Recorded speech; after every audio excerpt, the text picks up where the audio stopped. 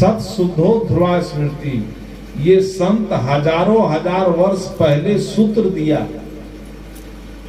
और जब इस सूत्र का पालन इस देश का आदमी करता था, तब इस देश के आदमी की आयु 100 से ऊपर थी। अभी चर्चा हो रही थी निरंजन जी से, गाय गौशाला है मेरे पास, एक बच्ची है, वो उनकी भतीजी, श्वास का प्रॉब्लम है। मैंने एक दवा बताई कि गाय का घी चाहिए और उसको नाक में ड्रॉप से रोज डालिए। कहा साहब गाय है आपके पास? कहा हाँ साहब गाय है, गौशाला है मेरे पास। दिखाए हमको, हमको कौन सी गाय है? कहा जर्सी गाय। तो जर्सी गाय नहीं चाहिए, देसी चाहिए। आज यह देश, इस देश में इस संस्कृति के लिए आज चारों तरफ से आवाज उठ रही है कि देसी गाय का घी यदि घर में है, जो बूढ़ी माता है वो जानती होगी कि कफ हो गया है तो देसी गाय का सेवन करके कफ का निवारण कर लेते थे। उससे सेका जाता था सीना को, वो सब भूल गया। तो देसी गाय नहीं, हम जर्सी ले आए। जब हमारे पास देसी गौएं थी तब इस देश का आदमी 100 वर्ष जीता था, और आज जर्सी गाय का दूध पी करके औसतन आयु निर्धारित हो गया है आदमी का 60 था पहले, अब घटकर 40 हो गया। अब जवान बुढ़ौती को देख नहीं पाएंगे लोग। क्यों? कि जब हम देसी गाय में जीते थे तब हमारी आयु 100 वर्ष की थी। हम पूछे आपके दादाजी कभी इतना बीमार पड़ते थे? कहे नहीं। हम क्यों मछली मांस खाते थे? कहे नहीं। देसी गौ पालते थे, देसी गौ का दूध खाते थे, और गौशाला में ही आसन होता था, बिछावन होता था। अभी भी जिनको रोग हो गया है, कुष्ठ रोग हो गया है, वो कुछ नहीं करे, किसी दवा का सेवन नहीं करे, केवल गाय की सेवा करे और गौशाला में उसका आसन हो। आज ये हजारों साल पूर्व के इतिहास की बात बता रहा हूं, आज करके देखिए कि यदि कुष्ठ रोग है तो उसका ठीक हो जाएगा। केवल गौशाला में निवास करने से, गौ के सेवा करने से बहुत सी बीमारियों का इलाज हो जाएगा। वो गौएं हमारे देश से चली गई और क्या आ गया? विदेशी संस्कार हमारे अंदर आया, पाश्चात्य सभ्यता का काला बादल हमारे मानस पटल पर दौड़ रहा है, तो हम पढ़ लिख करके मांसाहार की तरफ दौड़ रहे हैं। लेकिन एक बात समझ लीजिए, जो टीवी देखते हैं या अखबार पढ़ते हैं, क्योंकि टीवी और अखबार देखने वाला जो अच्छा समाचार है, जो जीवन को छूने वाला है, उसको पढ़ता नहीं। अभी पूछिए, कोई बच्चा नहीं कहेगा कि हम जानते हैं, लेकिन मैं भी सुना हूं, अब देखा हूं, पढ़ा हूं। अभी कुछ दिन पूर्व एक रिसर्च आया है, अब तो हमारे साधु संत जो हजारों साल पूर्व से चिल्ला रहे थे, अब हमको बोलने की आवश्यकता नहीं है। अब आपको खुद बदलना पड़ेगा। आपकी दिशा बदल गई है, तब आपको बदलना होगा। वैज्ञानिक चिंतन, जिसको विज्ञान युग कहते हैं, आप सुने होंगे अखबार में, टीवी पर, कि आप अपनी आयु को यदि लंबी करना चाहते हैं, आप अधिक जीना चाहते हैं, दीर्घायु होना चाहते हैं, तो सबसे पहले मांसाहार छोड़ दीजिए। इसका विश्लेषण किया, उतना विश्लेषण नहीं करूंगा। इसका विश्लेषण करके बताया है कि मांसाहार हमारे शरीर के लिए कितना अनुपयोगी है और शाकाहारी भोजन हमारे लिए कितना उपयोगी है। जब इस देश में 90% आदमी, आजादी के बाद भी 90% आदमी शाकाहारी था, तब इस देश में इतना हॉस्पिटल था क्या? सब कोई बोलिए। इतना मेडिकल कॉलेज था? और जितना रोगी आज है इतना रोगी भी नहीं था। नया नया रोग रोज बढ़ता जा रहा है। किसके चलते? उस समय हॉस्पिटल ज्यादा इसलिए नहीं था कि लोग शाकाहारी भोजन करते थे। ये बौद्धिक शक्ति जैसे जैसे विकसित हुई है, भारतीय संस्कृति का अतिक्रमण करके पाश्चात्य सभ्यता के तरफ हम दौड़े हैं। कहां से? उसका प्रचारक कौन है? ये पाश्चात्य संस्कृति हमारे जीवन में कहां से आई? वो आई है टीवी से। आप टीवी पर विज्ञापन सुनते हैं कि संडे हो या मंडे रोज खाओ। ये परिभाषा हमारी नहीं है, जो टीवी देखने वाले हैं सुन लीजिए, गौर कीजिए, सुने हैं कि नहीं? संडे हो या मंडे रोज खाओ अंडे। मांस में विटामिन होता है। केवल मांस उद्योग जितना है इस देश में, उद्योगपति इस विज्ञापन पर खर्च करके निशाना बनाया कि भारत की संस्कृति कैसे धूमिल हो जाए, भारत का आदमी कैसे कमजोर हो जाए। क्योंकि जब तक भारत का आदमी शारीरिक दृष्टि से कमजोर नहीं होगा, मानसिक दृष्टि से कमजोर नहीं होगा, आर्थिक दृष्टि से कमजोर नहीं होगा, तब तक भारत को हम झुका नहीं सकते हैं, भारत को हम गुलाम नहीं बना सकते हैं। इसको ध्यान में रख करके भारतीय संस्कृति को बर्बाद करने के लिए टीवी पर विज्ञापन आया और वो हर एक घर में टीवी लगा हुआ है। उस विज्ञापन को देख करके हम दौड़े चले जा रहे हैं। देख लीजिए, बच्चे कपड़े पहनते हैं, विज्ञापन कहाँ का है? भारतीय ड्रेस कैसा था? 5000 का पैंट पहनता है, पैंट, और घुटना पर देखिए वो फटा हुआ है। पहले कपड़ा फट जाता था, फटा हुआ कपड़ा पहनना पसंद करते थे क्या? बोलिए। फटा हुआ कपड़ा पहनना कोई पसंद नहीं करता था। आज घुटना पर फटा हुआ नहीं रहेगा तो वो पैंट बेकार है।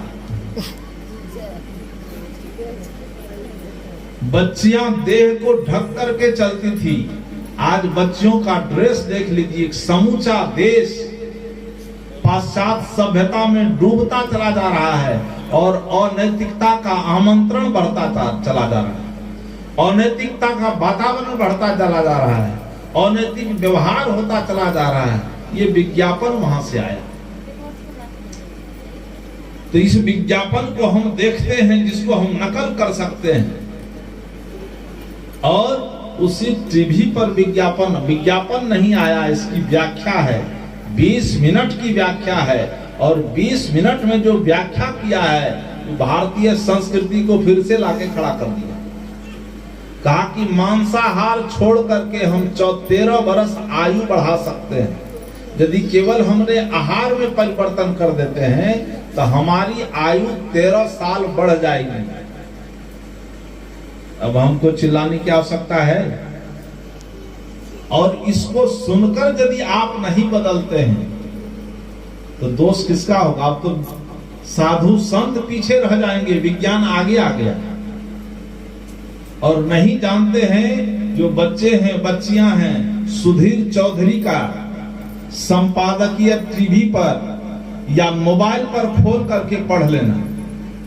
इसका जो विश्लेषण है हमारे जीवन के लिए कितना, समूचे विश्व के, केवल सुधीर चौधरी इसकी व्याख्या किया है, लेकिन समूचे विश्व के वैज्ञानिकों का मंतव्य है। समूचे विश्व का वैज्ञानिक बैठा है और चिंतन किया है, उस पर शोध किया है, इसे नहीं बोला है, शोध करके तब ये बात सामने आई है कि मांसाहार शरीर के लिए हितकर नहीं है। हम मांसाहार कर रहे हैं। एक तो ये विज्ञान युग का है और पाश्चात्य सभ्यता, मानव, मैंने कहा कि मानव स्वभाव की 3 स्थितियां, प्रकृति, विकृति और संस्कृति। प्रकृति में जीने वाला इंसान है। प्रकृति में जीने का मतलब है कि स्वभाव के अनुसार जीना। बैल आपके दरवाजे पर है भैंस, और भैंस के घास में मांस का टुकड़ा मिला करके नाद में डाल दीजिए, बैल खाएगा क्या? भैंस नहीं खाएगा। उसमें, उस घास में पानी के बदले शराब डाल दीजिए,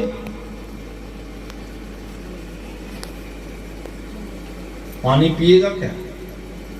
पानी के बिना वह बैल मर सकता है, लेकिन शराब को ग्रहण नहीं करेगा। घास के बिना तड़प तड़प करके भूख से जानवर मर सकता है, मांस को स्वीकार नहीं करेगा। कि मनुष्य से बढ़िया पशु है कि मनुष्य। जिस मनुष्य की महिमा गाई गई कि बड़े भाग्य मानुष तन पावा, असुर दुर्लभ सदग्रंथ ही गावा। ये पंक्ति झूठ है कि साच? यदि आप मांसाहार करते हैं, शराब पीते हैं, ये झूठ है कि साच? हम स्वभाव में भी जीने लगे, प्राकृतिक जो हमारा आहार है वो लेने लगे। एक लड़का प्रश्न कर दिया, बोल रहे थे, क्योंकि ये वैज्ञानिक युग है, ऐसी पर बोल रहे थे। दिल्ली में एक लड़का खड़ा हो गया, जेएनयू यूनिवर्सिटी का था, कहा महाराज जी आप कह रहे हैं मांस नहीं खाने के लिए, यदि मांस नहीं खाएंगे तो इतना बकरी बढ़ जाएगा, इतनी गौएं बढ़ जाएगी कि धरती पर रहने के लिए जगह नहीं मिलेगा। मांस खाने की चीज है। हमके कहां पढ़ते हो? कहा जेएनयू यूनिवर्सिटी में। कि मांस खाने के लिए किसके लिए है? सदगुरु कबीर साहब ने कहा है कि जीव बिना जीव बाँचे नहीं, जीव का जीव आधार, जीव दया करी पालिए, पंडित करो विचार। एक दूसरे का हर एक व्यक्ति सहयोगी है। जिसको आप कहते हैं कि इसका मांस खाना चाहिए, वो जानवर, उस जानवर से भी आपको कुछ मिल रहा है। आप गांधी जी को सुने होंगे। गांधी से किसी ने पूछा कि गाय के दूध में और बकरी के दूध में क्या अंतर है? कहा गाय का दूध अमृत है। ये मैं नहीं कह रहा, गांधी जी अपनी आत्मकथा में लिखा है। उससे प्रश्न किया कि गाय और बकरी के दूध में क्या अंतर है? कहा गाय का दूध अमृत है। गाय के दूध से हमारा शारीरिक विकास होगा, बौद्धिक शक्ति विकसित होगी। कहा बकरी का जो दूध है वो औषधि है। पहले बचपन में, अब तो सब जन्म लेता है हॉस्पिटल में जाके, क्योंकि घर का सब काम खत्म हो गया। पहले बच्चा जन्म लेता था बिल्कुल घर में, उसके लिए कोई डॉक्टर नहीं होता था, प्रसव होता था घर में। अब तो प्रसव का समय का पता लगाता है, अब 5 दिन पहले हॉस्पिटल में भर्ती करता है। नियम है कि बच्चे का जन्म हो तो धरती पर जन्म होना चाहिए। बच्चा जब माँ के गर्भ से बाहर निकलता है तो उसका संबंध धरती से होना चाहिए, और जब बच्चा माँ से पहले गर्भ से बाहर निकलता था, धरती से संबंध था। उस समय आदमी के हृदय में संवेदना थी, उसके हृदय में दया थी। और आज पेट चीर करके बच्चे को निकाल करके पलंग पर रख देता है। अंतर है दोनों की नहीं? जिसके चलते इस धरती से संवेदना खत्म होती जा रही है, इस देश की संस्कृति खत्म होती जा रही है, इस देश का वातावरण बदलता चला जा रहा है। इस विज्ञान को हम नहीं समझ पाए। क्यों हुआ ऐसा? कि प्रसव पीड़ा नहीं होती थी, प्रसव होता था बिल्कुल नॉर्मल। लेकिन आज पेट चीरा जाता है, चीर करके बाद सबको हो गया, चिरिए निकालता है। बहुत कम कुछ लोग जो संपर्क में हैं, हमारे संपर्क में, उसको बताया गया तो कुछ बच्चे का जन्म हुआ है, हो रहा है, शुरू हो गया है। लेकिन अधिकांश जो पढ़ा लिखा है वो डॉक्टर के पास दौड़ता है, और डॉक्टर यहाँ का बिल्कुल कुल्हाड़ी वसूला लेकर तैयार है। वो नॉर्मल होना भी है तब भी उसको बिल चुकी कमाना है। डॉक्टर बना है वो डॉक्टर ने, पहले डॉक्टर को भगवान कहा जाता था, आज का डॉक्टर राक्षस है, हत्यारा है। तो हमारी जो संस्कृति थी, हमारा जो आहार था वो जो शुद्ध आहार था, ऋषि ने कहा था कि आहार शुद्धो सत शुद्धि। जब मेरा आहार शुद्ध था तो हमारा जनरेशन भी सही था, हमारा वातावरण सही था। और आज हमारा आहार विकृत हो गया, जिसको विज्ञान युग कहते हैं। इस वैज्ञानिक युग में हमारी आयु घट गई। बच्चे को देखते हैं, कुछ बच्चे होते हैं इतना चिड़चिड़ा होता है कि माँ क्या करती है, भोजन बना करके टिफिन में डाल देती है, अब बुक बॉक्स लेकर के घर में पीठ पर नहीं देती है, जहां गाड़ी है गाड़ी तक पहुंचाने जाती है तो कूली बनकर गाड़ी तक पहुंचाती है, और तब गाड़ी पर बुक बॉक्स लेके बैठता है, स्कूल में गाड़ी लगा चला गया। और उसको खाने के लिए देता है क्या, पिज्जा और बर्गर बना करके, चाउमीन बना करके डाल रहा है। वो पिज्जा बर्गर और चाउमीन इस देश में ला करके देश के स्वास्थ्य को खत्म कर दिया। हर एक घर में चाय आ गई। अभी मैं था बैठा हुआ, हमारे निरंजन बाबू ने कहा कि गेस्ट सब आए हैं बाहर।